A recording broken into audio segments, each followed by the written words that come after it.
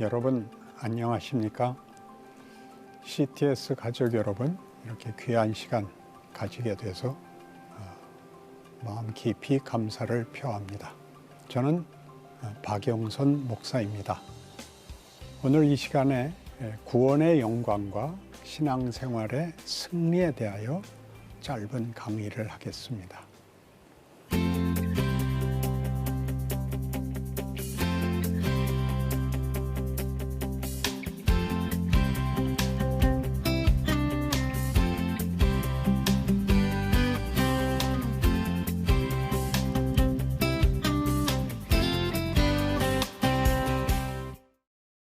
구원의 영광이라고 하면 우리 예수 믿는 사람들에겐 어쩌면 익숙할 수 있는 표현입니다. 우리 한국교회의 대부흥운동을 일으켰던 우리 믿음의 확실함, 그 확신을 이렇게 질문 형태로 우리가 가지고 있죠. 오늘 죽어도 천국 갈 확신이 있어? 라는 질문은 다 받으셨을 테고 그렇다라는 대답도 해보셨을 것입니다. 그런데 이 확신이 하나 문제가 되는 것은 금방 보상을 받지 못한다는 사실입니다. 죽으면 보상을 받는데 하나님이 안 데려가시는 현실이 생각보다 길다는 사실입니다. 아무리 확신을 반복해도 주께서 영광스럽게 해주시는 것 같지도 않고 불러주시지도 않고 괴로운 현실은 뭐냐, 이것이 한국교회에 이제 제대로 묻고 답을 해야 되는 구원의 영광에 관한 핵심적 내용이 될 것입니다. 이러한 우리의 당황스러움은 그 신앙이라는 것, 구원이라는 것, 이런 것들이 실존주의적으로 이해되기 때문입니다. 실존주의적이라는 것은 예수를 믿는다는 것이 예수와 나라는 구원자와 신자 사이에 인격 대 인격의 만남으로 이루어진다라는 이해는 한국교회에 널리 퍼져 있습니다. 그리고 그것은 굉장히 중요한 것입니다. 그러나 이 실존주의적 관계로서 구원을 토대로 삼는 것은 시간적으로는 매우 초월적입니다. 시간적으로 초월적이라는 것은 우리의 기독교 신앙 속에는 구원도 물론 역사주의적 이해가 필요합니다. 성경이 말하는 역사는 창조, 타락, 약속, 율법, 그리고 구원, 그리고 교회, 종말, 이렇게 7시대로 구분을 합니다. 이 시대 구분은 각각의 시대의 특징을 말하는 것이기보다 창조에서부터 종말까지 하나님의 뜻과 계획이 이렇게 진전하고 있다는 진행을 가장 중요한 핵심 논리로 갖고 있다는 것을 우리 성도들이 꼭 이해해 주셔야 됩니다. 그러니까 예수님은 말하자면 이 역사의 중간에 오신 겁니다. 예수님 전에 어떤 준비가 있고, 그리고 예수님에서 무슨 해결, 무슨 완성이 있고, 아직 앞으로 남아있는 약속이 있다는 것이 이 설명의 아주 중요한 성격입니다. 그러니까 우리 신앙 현실에서도 우리가 죄인으로 태어나서 예수 모르고 살다가 예수를 믿고 천국 갈 확신을 갖고 있지만 그 사이가 있다. 예수님으로 말하면 예수님이 구원을 완성하셨고 천국이 확실한 우리의 운명이 되었음에도 불구하고 교회 시대가 있다. 혹은 성령 시대라고도 말할 수 있습니다. 이 시대는 뭔가? 그러니까 우리가 받은 구원이 그 확신하고 있는 약속을 이루기까지의 사이는 뭔가를 이해하려면 이 앞에 있는 얘기들, 창조에 왜 타락이 들어오냐? 우리 많이 성도들이 하는 질문이 그거죠. 하나님은 선악과는 왜 만드셨어요? 그건 왜 먹었을까요? 안 만들었으면 좋았을 거 아니에요. 라는 것이 역사적으로 후회할 것이 아니라 있었단 말이죠. 창조의 타락이 왜 들어오냐? 이게 우리한테 이해가 안 가는 것 같이 하나님께서 타락한 인류를 구원하시겠다라는 약속이 주어져요. 그러면 그런 약속을 줄 것이면 타락을 막지, 타락을 허락하고 왜 그 다음에 약속이 들어오냐? 그리고 하나님이 그의 창조의 목적을 이루시고야 말 거라는 약속을 주시고서는 왜 다시 율법이 들어오냐? 율법은 모든 사람을 심판하는 것입니다. 그래서 우리가 잘 아는 대로 이스라엘 역사는 결국 심판을 받고 말하자면 멸망해서 끝나는 셈입니다. 그 역사 자체는.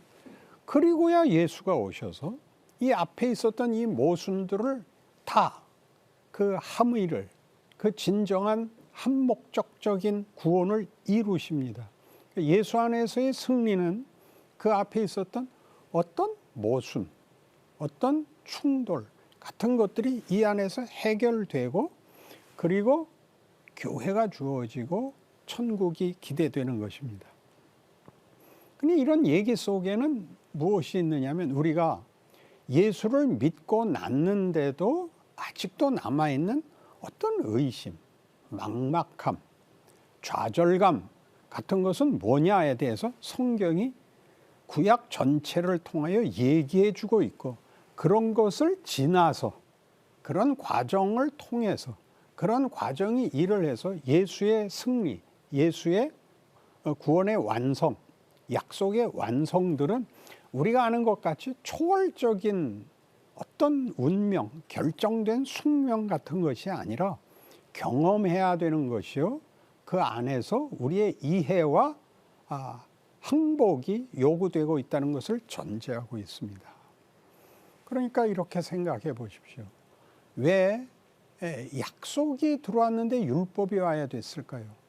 약속은 분명히 하나님이 그의 창조의 목적을 이루시고야 말겠다는 의지의 표현인데 율법은 들어와서 우리 각각이 죄인인 것을, 부족한 것을 계속 심판하는 것입니다.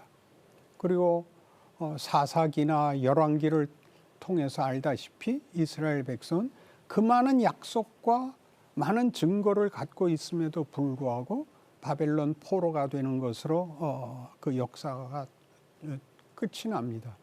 그런 일들은 예수가 오시는 것과 이제 단절을 이루는 것이 아니라 그 예수는 구약에서 거듭거듭 약속했던 메시아로 등장을 해서 약속이 율법보다 먼저 왔고 약속이 이루어지고 말 것인데 왜 사이에 율법이 사람을 잡느냐 하는 문제가 중요한 문제가 되죠. 예수님은 오셔서 우리를 죄와 사망에서 구원하십니다. 로마서에서는 더 중요하게 이렇게 얘기하죠. 죄가 너희를 주관하지 못하리니 이는 너희가 법 아래 있지 아니하고 은혜 아래 있음이라 이렇게 선언합니다. 그러면 어차피 은혜 아래 있을 것을 왜 율법으로 한번 볶았느냐라는 문제가 있는 것입니다. 예수는 죄와 사망에서 우리를 꺼냅니다. 고린도전서 15장에서 말미에 나오는 바와 같이 사망아 너의 승리가 어디 있느냐? 사망아 너의 쏘는 것이 어디 있느냐?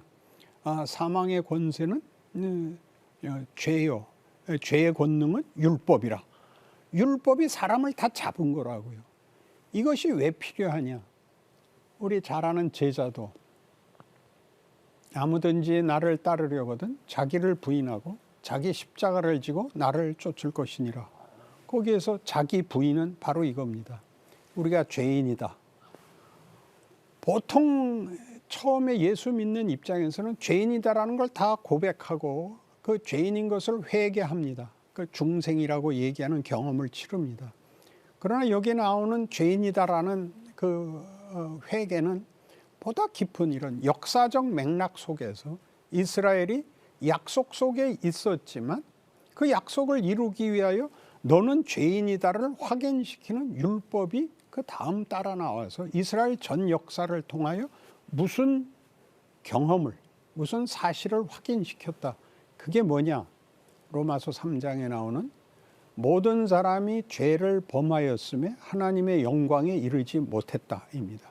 우리 모두에게 내 소원, 내 기대, 내 무슨 의지 갖고 만들 수 있는 것은 하나님의 창조의 목적을 만족시킬 수 없다. 그러니까 자기 부인입니다.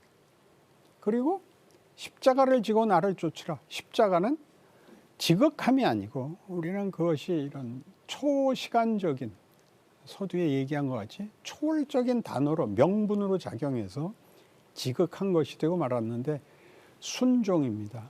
순종이란 자신의 뜻을 꺾고 외부로부터의 어떤 요구에 응하는 것입니다. 그러니까 순종은 고집을 꺾는 것이 문제가 아니라 밖으로부터의 요구를 받아들이는 것입니다. 선택을 해야 되는 거죠. 선택을. 그러니까 인간이 에덴 동산에서 선택을 실패했던 것, 잘못된 선택을 했었던 것을 예수께서 옳은 선택을 하신 그것이 결과로 먼저 주어지고 우리의 생애 속에서 그 선택을 하는 데까지 자라나야 됩니다. 이 시간의 역순이라는 것이 굉장히 놀랍죠. 앞에 있었던 모든 이런 시간들이, 이런 경험들이 이렇게 마지막 종말을 향하여 가는 그 한복판에서 예수님이 과거를 다 뒤집고 미래를 다 여기에 결정을 내실 수 있는 하나님의 일하심의 드라마의 특성, 시간을 잡고 있다. 우리는 그러나 시간 순서대로 경험할 수밖에 없다를 살고 있는 것입니다. 그러니까 우리의 순종을 요구하는 이 문제는 예수님 스스로에게도 히브리서 5장 8절 같이 그가 아들이시라도 받으신 고난으로 순종함을 배워서 온전하게 되셨대요. 예수님이 뭐가 부족했겠어요? 예수님에게 무슨 결격 사유가 있겠어요? 그러나 예수님이 뭘 하셔야 되냐면 메시아가 되시기 위해서 우리를 끌어안은 거예요. 예를 들면 그 못에 손이 찔리고 창에 옆구리가 찔리고 하는 일들이 일어난 것을 도마에게 보이시죠. 봐라. 도마가 요구했던 게 뭐예요? 내 손으로 만져보지 않고 난 못 믿겠다. 봐라. 보고 믿어라. 그가 이걸 수용하셨다고요. 잘못해서가 아니라. 뭘 수용을 하죠? 우리의 거부, 우리의 타락을 끌어안아서 그것이 실패와 저주로 끝나지 않고 승리가 되게, 우리 보통 얘기하는 부활 생명의 예수라는 단어가 갖는 의미인 것입니다. 이것이 우리 생애에서 이 창조, 타락, 약속, 율법이 우리 생애에서, 예수 믿는 생애에서 경험이 됩니다. 그러니까 우리는 이제 약속을 받았으니 혹은 새롭게 창조됐으니 이제는 천국 갈 확신이 있다. 이렇게 해서 끝나는 게 아니라 거기에 율법이 들어와서 우리를 계속 도전하여 너 예수 믿는다면서 이거 할 수 있어? 이건 어떻게 할래? 오늘 우리랑 부딪혀서 우리가 계속 좌절하고 실패하는 인생을 삽니다. 확신이 있고 실패가 뒤따라와서 이게 뭔가, 내가 제대로 정말 천국 가는 게 맞나? 열심히 살아야 소용이 있나?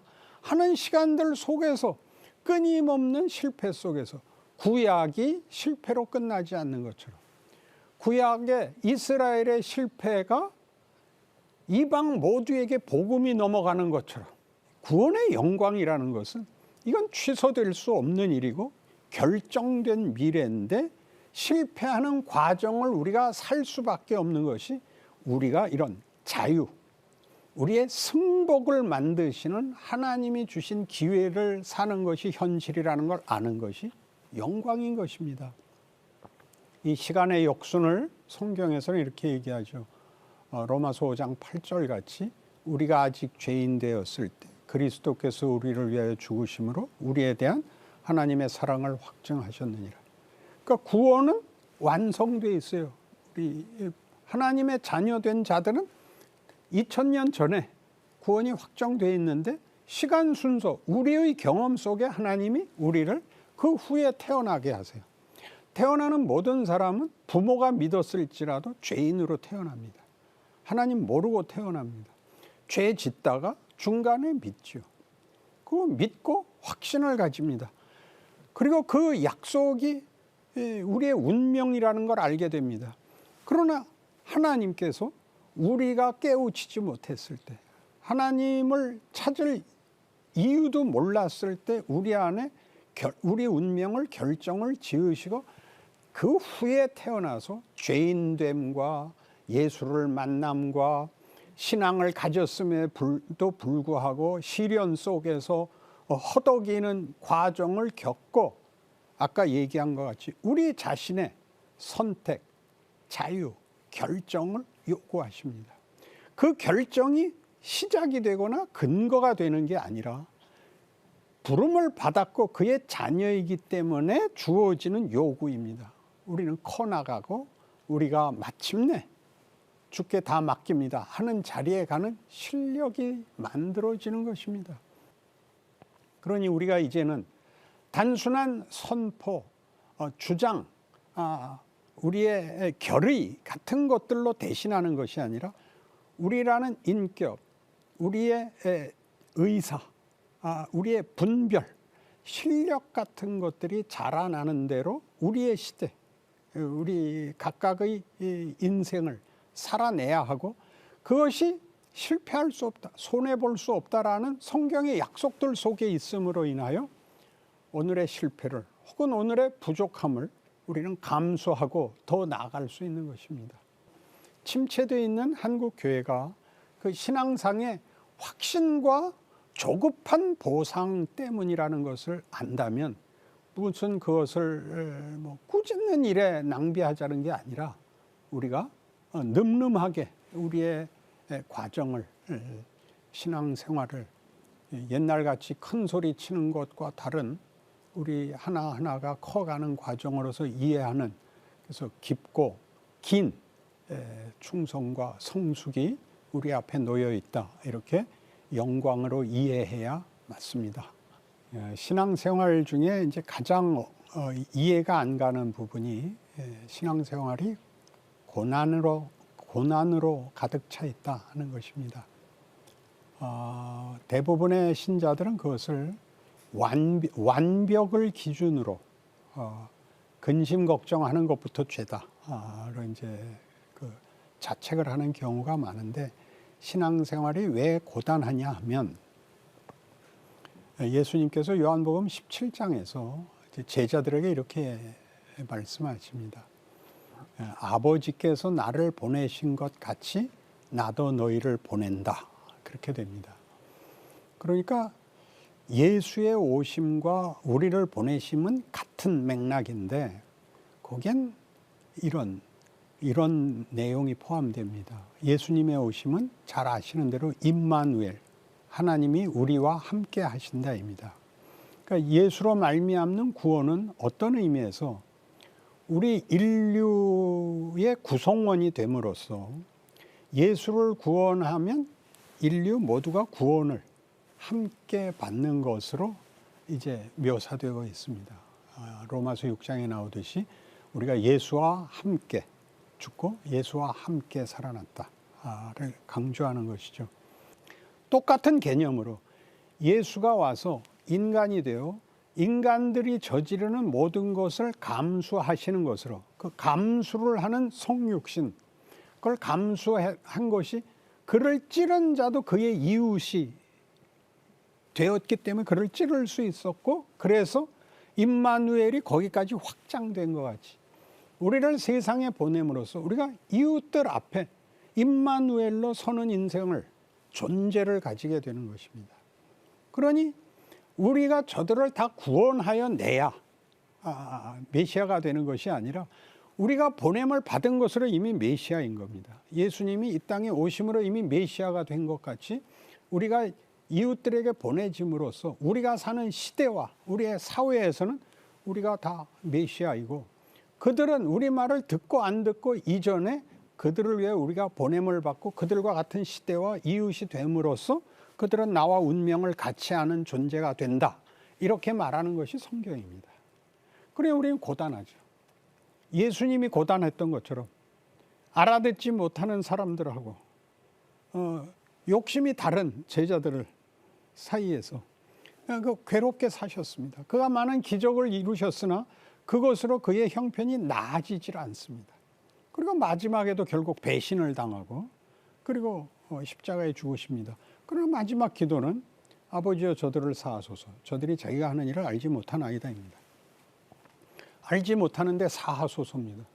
그럼 구원 받아야 되는 거 아닙니까? 그러니까 우리가 보냄을 받고 모두를 우리가 속 편하게 나도 믿겠어요, 나도 믿겠어요 다 하는 것이 우리의 최선이라고 알고 있지만 그러나 그러지 않는다고 할지라도 내가 누구의 이웃이 됐고 누구와 같은 시대를 산 것으로만으로도 하나님은 일하고 있고 그렇게 일하신다는 걸 안다면 우리는 우리가 만나는 모든 경우에 대해서 우리가 그 고난을 감수해야 되는 겁니다. 예수님은 이제 십자가 앞으로 갈 때마다 계속 이런 발언을 하시죠. 인자가 영광을 얻을 때가 됐다. 아버지의 영광을 드러낼 것이다. 계속 그럽니다.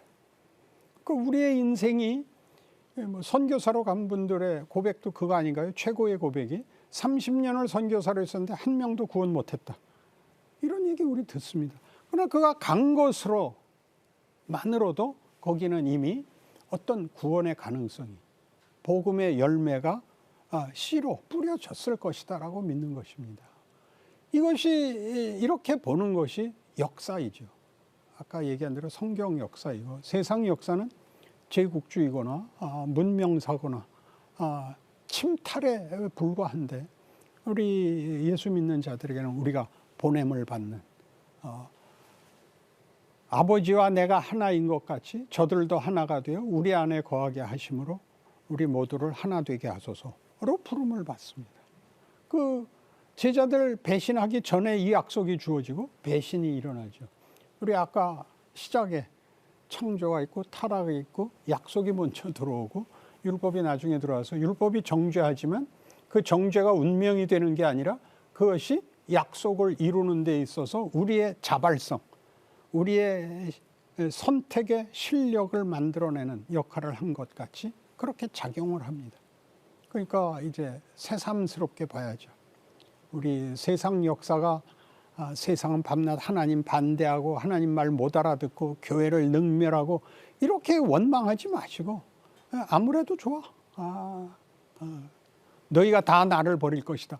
다 버려도 저만은 너는 3번이나 부인할 것이다. 속에 서 계시는 그렇다고 뭐 거기서 희희낙낙하실 수는 없는 모습을 우리가 성경에서 실컷 보고 있으니까 신자의 생활에 대한 어떤 낙관, 어떤 각오라도 좋고 이해라도 좋고 늠름함이 신자들에게 주어지기를 바랍니다.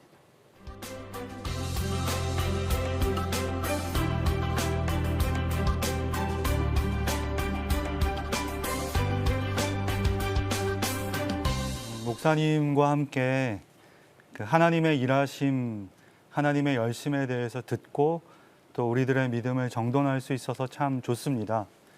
구원의 영광, 그 영광의 무게에 대해서 생각했고 또 시간 속에서 하나님이 일하신다라는 것도 확인했습니다. 또 우리의 실패와 우리의 부족함도 하나님 사용하신다라고 하니 또 용기를 내봅니다.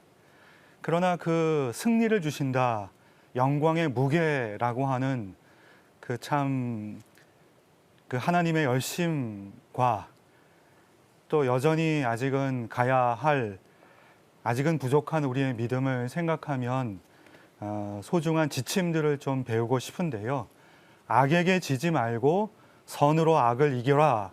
이 말씀이 지금 우리가 처한 믿음의 경주에서 어떻게 역할되어야 하고 또 이해되어야 하는지 가르쳐 주시기를 질문하고 싶습니다. 세상 사람들은 최선이 도덕입니다. 최선이 도덕인데 우리는 생명입니다. 이제 세상은 사망 아래 있다라고 얘기할 때, 또 우리가 영생을 얻었다라고 얘기할 때 세상이 사망 아래에 있다는 것은 마침내 죽고 만다라는 것보다 더 크게 모든 것이 죽음으로 간다. 쓸모가 없고 다 헛된 것이다 라는 뜻입니다. 세상 질서는. 근데 예수를 믿으면 영생을 얻었다는 것은 목숨이 영원하다라는 것보다 더 크게 계속 자라난다는 뜻입니다. 그래서 아까 얘기한 것 같이 우리의 실수를 통해서도 일하신다라는 건 일을 하신다기보다 우리를 만드십니다. 후회가 세상에서는 그저 체념과 자폭으로 갈 수밖에 없지만 우리에게는 분발이 됩니다. 자폭도 하지만 결국 우리는 그걸 이길 수밖에 없습니다. 하나님이 이길 때까지 안 놔주셔서. 그래서 잘못한 것이 얼마나 많은 일을 하느냐 하면 겸손은 일부러는 절대 할 수가 없습니다. 겸손은 내가 못난 놈이라는 것을 가장 깊이 느껴야만 겸손이 일어나고, 또 헌신이라는 것도 내가 도움이 필요하다라는 걸 알아야만 헌신을 할 수 있습니다. 봉사는 봉사할 마음이 있는 게 아니라 도움이 필요하다는 걸 깨달을 때만 누굴 도와줄 수 있는 눈이 생깁니다. 그런 일들이 아까 얘기한 것 같이 자라나는 문제, 각 단계에서 그때의 경우에서 우리에게 하나씩 만들어지는 것이라는 것을 우리가 기억을 해야 우리의 선으로 악을 이기는 것. 우리가 선하게 하면 악이 물리쳐지거나 악이 녹아버리는 것이 아니라 우리 인생의 경우에 예수님이 걸으신 것 같이 예수를 믿고 아는 자의 정직할 수 있는, 용서할 수 있는 그 기회를 누려보라, 표현해보라, 그러는 뜻입니다. 우린 그 선택이 있습니다. 역시 악은 악을 행할 수밖에 없고 우리는 선을 행하는 그 책임을 다해야 될 것을 다짐하게 되는데요. 지금 코로나19 팬데믹 상황입니다. 우리가 슬기로운 신자 생활을 하기 위해서 물론 하나님께서 이 상황을 주관하고 계신다라는 것을 알고 있지만 이 상황 속에서 이 상황을 어떻게 생각해야 하고 또 내가 할 일을 미루지 않으려면 어떤 마음을 갖는 것이 좋을까요? 이스라엘 역사 속에 아주 비슷한 상황이 있습니다. 바벨론 포로인데 예레미야 선지자가 나서서 이스라엘 백성에게 뭐라 그러느냐면 너희 잡혀가라, 순순히 항복해라, 포로로 가라. 그러면 하나님이 너희 편안히 살게 해준다. 그래서 이제 이스라엘 전체가 들고 일어나서 반대하죠. 왜냐하면 하나님을 믿는 선민인데 어떻게 이방신을 믿는 나라에 항복을 하느냐, 그리고 그것도 포로로 잡혀가느냐, 어떻게 이 나라가 망한단 말이냐. 그래서 다 반대합니다. 그런데 하나님은 뭐라고 예레미야를 통해서 얘기하냐면 안 가고 남은 놈들은 다 죽여버리겠다. 칼과 기근과 역병에 다 죽을 거다. 그러나 포로로 잡혀가면 내가 그들을 되돌리고 그들로 내가 다시 새로운 약속과 희망을 주겠다. 이렇게 합니다. 그러니까 그때는 하나님께서 곤고하게 하신 날들입니다. 그 날들을 감수해야 됩니다. 그러니까 지금 뭐 해결책을 내놓는 것이 아니라 우리 인생에 해결책이 없는 게 무수히 많습니다. 신앙을 가지고 있고 하나님께 구하면 뭐든지 받는다고 하는데 하나님 자신이 그의 아들을 십자가에 못 박으십니다. 그러니까 그런 일들은 베드로가 주여 절대로 이 일이 주께 일어날 수 없습니다 그랬을 때 받았던 꾸중을 기억하십시오. 들을 수 없는 꾸중, 사탄아 물러가라. 너는 나를 넘어지게 하는 자로다. 내가 하나님의 일은 생각지 아니하고 도리어 사람의 일을 생각하는도다 하시고 누구든지 나를 따르려거든. 이렇게 되거든요. 그러니까 우리가 이분법적으로 잘하고 못하고 나는 믿었고 너는 안 믿었고, 그러니까 나는 복받고 너는 심판받고 이렇게 생각하는 것은 우리가 이렇게 성경을 예수 그리스도의 오심이 역사 속에서 어떤 반전과 깊은 뜻 속에 이렇게 우리가 보자면 부침 속에 역설 속에 있느냐로 하나님의 일하심에 대한 더 깊은 이해를 가져야만 하는 것입니다. 그러지 않으면 우리가 현실적으로 신앙생활을 할 수가 없습니다. 당해야 되는 일이 너무 많은데 대표적인 예로 요셉 같은 것이죠.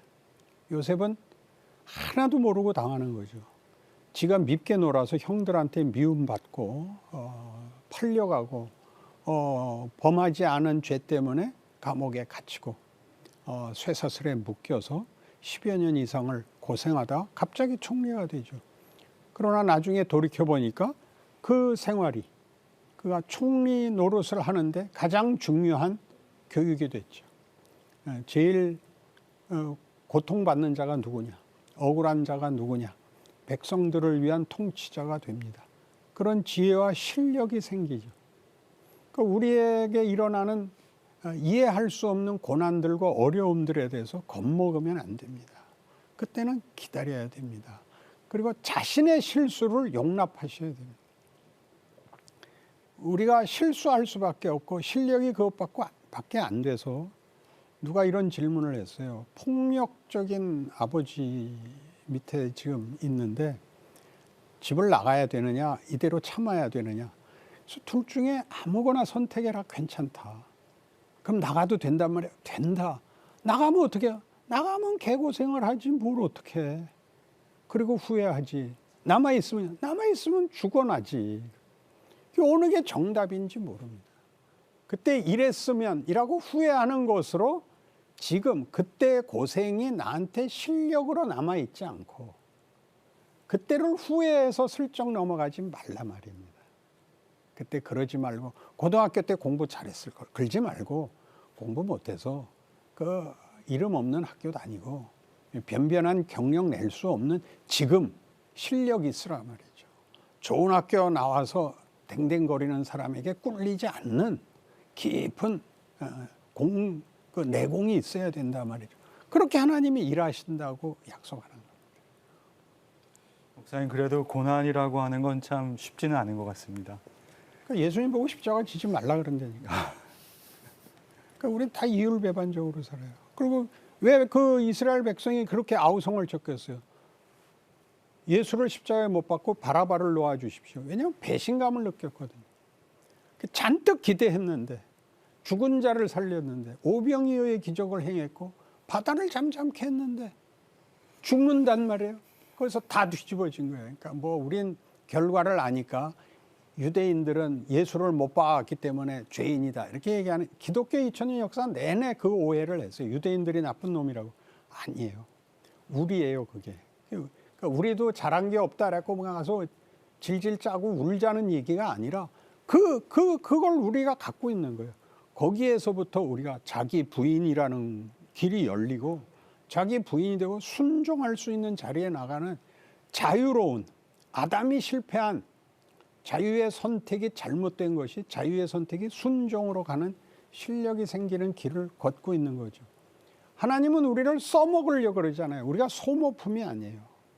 하나님은 우리를 완성하려고 그래요. 각각의 생애가 그 자신에게서와 하나님 보시기에 만족할 만한 자리에 오도록 요구하는 게 우리에게 주어진 인생입니다.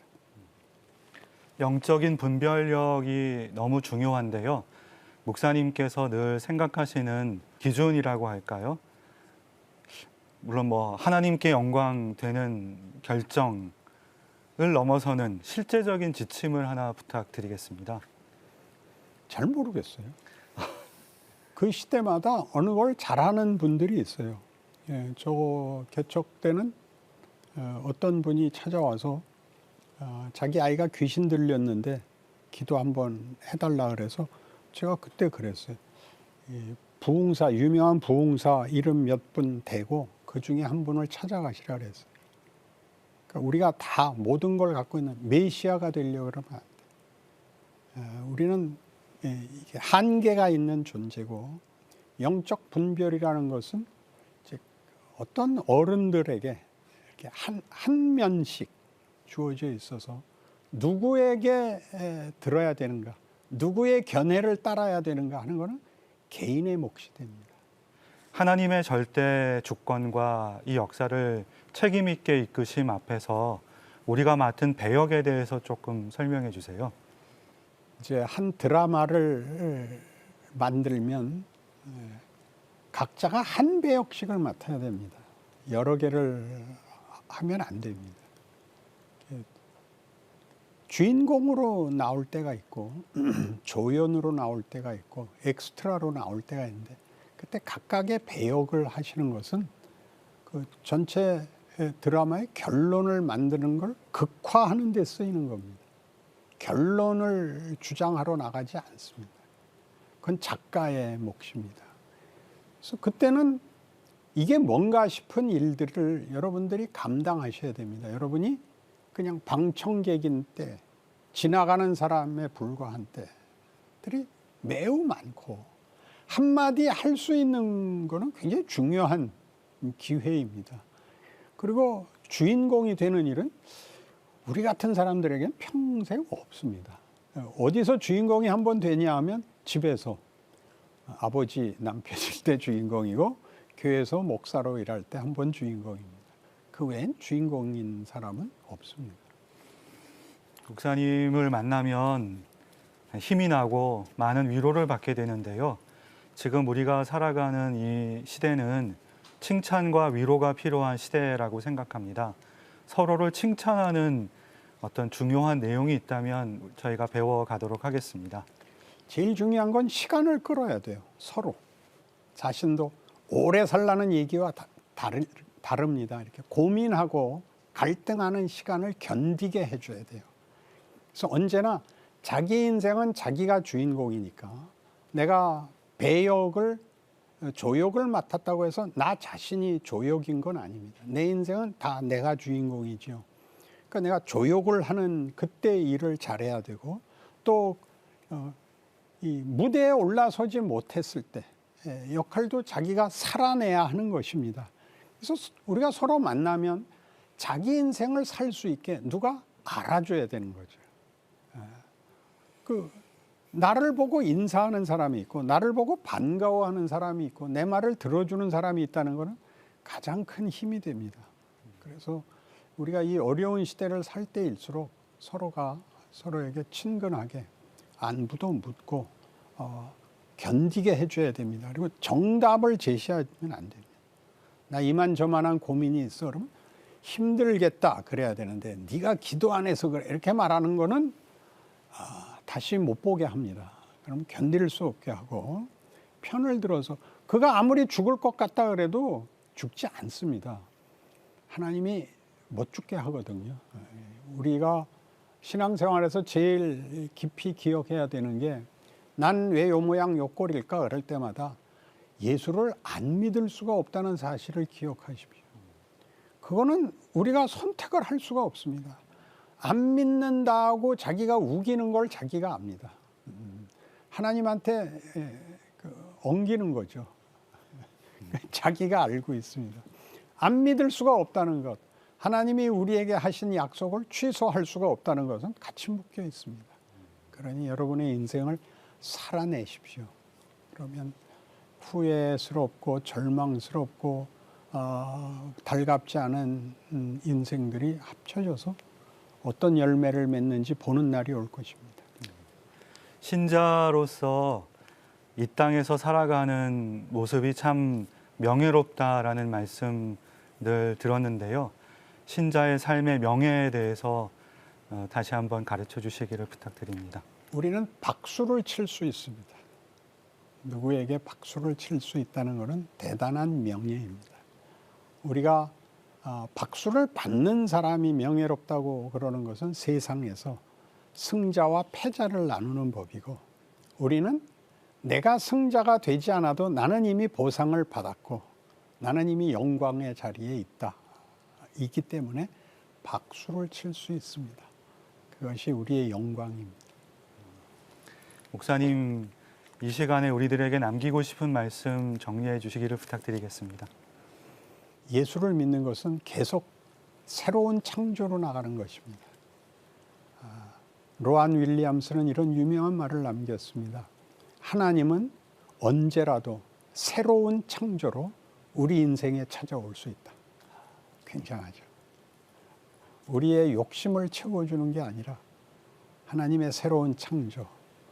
하나님은 없는 데서 있는 것을 만드시는데 하나님은 악한 것을 위해서 창조를 쓰는 적이 없고 하나님 언제나 선을 위해서 사랑과 우리를 향한 기쁨으로 그의 창조를 발휘하신다는 것을 기억하는 그런 인생을 살아내시기를 바랍니다. 쉽지 않은 내용이었다고 생각합니다. 우리 한국교회는 전통적으로 보수주의가 강세를 이뤘고 분명하고 확실한 믿음과 내용과 각오를 가지고 있습니다. 저도 거기서 태어났습니다. 그러나 현실이 우리에게 도전합니다.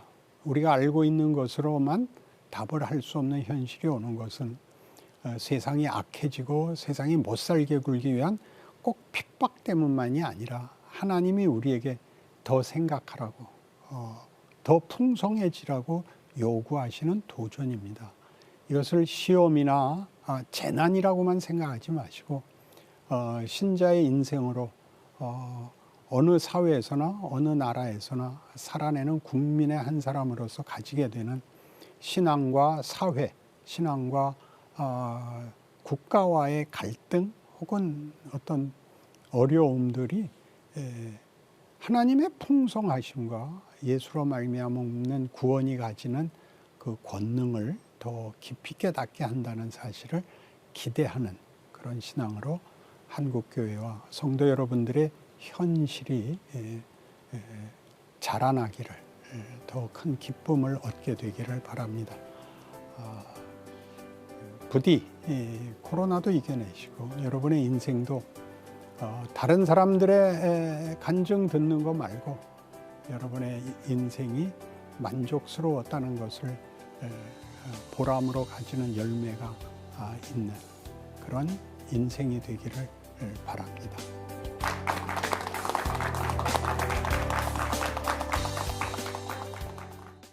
이 프로그램은 여러분의 미디어 선교 후원으로 제작되었습니다. 선교는 사명, 후원은 동역.